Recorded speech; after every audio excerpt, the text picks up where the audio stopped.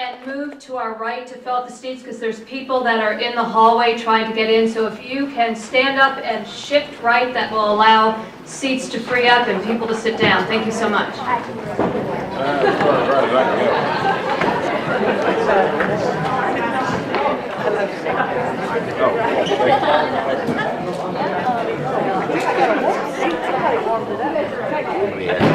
right. Hi.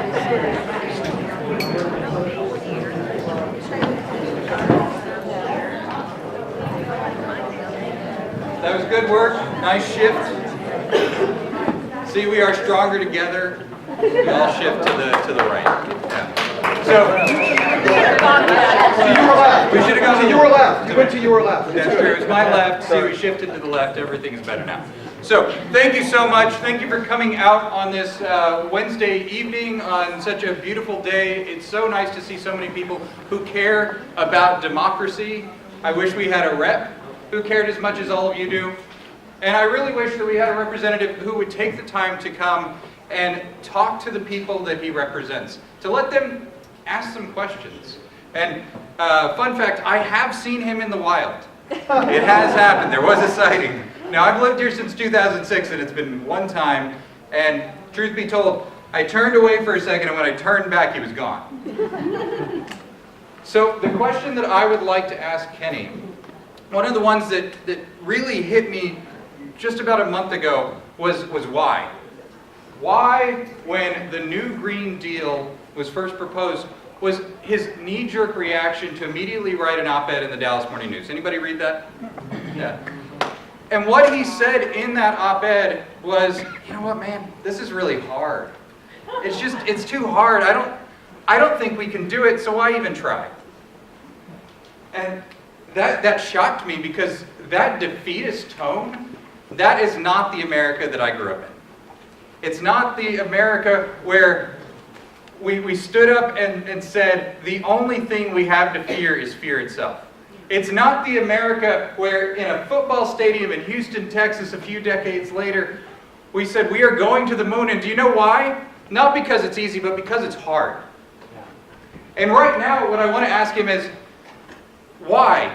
Why are you not choosing to do the hard thing? But since he's not, you know what? All of us can. We can choose to do the hard thing. We can address climate change. And the great news is that we have the tools to do it. We have everything from the wind farms out in Nolan County in West Texas. Anybody seen those? It's beautiful. It's wonderful. Miles and miles. And because of that, Texas is the #1 producer of wind energy in the United States. We also have a whole lot of sunshine here. We have a nice big coast for tidal energy. We have geothermal. We have nuclear. We have biofuels. We have carbon capture. We have so many tools at our disposal that I can't believe that he would take that defeatist tone. And on top of that, we don't just have to stop at energies, but let's make our homes, our vehicles, our lives more efficient. Speaking of efficiency, if you walk just a little bit north of here, there's a really efficient mode of transportation that we can invest in, mass transit, the TexRail. The TexRail just opened and it connects the airport with downtown Fort Worth.